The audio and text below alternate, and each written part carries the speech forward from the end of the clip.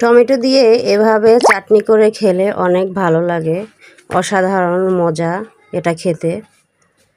প্রথমে কড়াইতে একটু তেল দিয়ে গরম করে নেব, এরপরে এর ভিতরে বাদাম দিয়ে ভালো করে ভাজবো, লাল লাল হওয়া পর্যন্ত ভাজতে থাকবো। তারপরে কাঁচামরিচ দিয়ে দেব, কাঁচামরিচটা একটু ফাটিয়ে নেব, ফাটিয়ে না নিলে হয়তো ফুটে আসতে পারে। ভালো করে ভেজে তারপরে এর ভিতরে টমেটো দিয়ে দেব। টমেটোটা আমার ডিপ ফ্রিজে ছিল, এই জন্য এটা আগে থেকে পানি ছেড়ে দিয়েছে। ভালো করে নাড়াচাড়া করে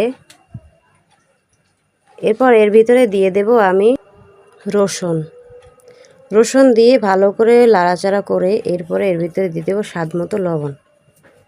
লবণ দিয়ে ভালো করে এটাকে মিশিয়ে নেব। মিশিয়ে নেওয়া হয়ে গেলে এর ভিতরে আমি জিরার গুঁড়ি দিয়ে দেব। জিরার গুঁড়ি দিয়ে ভালো করে নাড়াচাড়া করে থাকবো, নাড়াচাড়া করে তারপর এগুলো মিশিয়ে নেব। এরপর দিয়ে দেবো আমি তেঁতুল।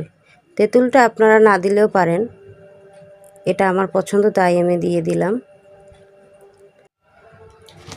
তেঁতুল দেওয়ার পর ভালো করে নাড়াচাড়া করে এবার একটু স্বাদ বাড়ানোর জন্য আমি একটু চিনি দিয়ে দেব। চিনিটা ভালো করে এর সাথে মিশিয়ে নেব। মিশিয়ে নেওয়া হয়ে গেলে এরপর এটাকে চুলা থেকে নামিয়ে ঠান্ডা করে নেব। তারপরে তেঁতুলের বিচিগুলো আলাদা করে ফেলব। তেঁতুলের বিচি আলাদা করা এরপর আমি এটি ব্লেন্ড মেশিনে দিয়ে দেব। ব্লেন্ডারে দিয়ে তারপরে এটাকে ভালো করে ভিডিওটি যদি কারোর ভালো লাগে লাইক কমেন্ট শেয়ার করে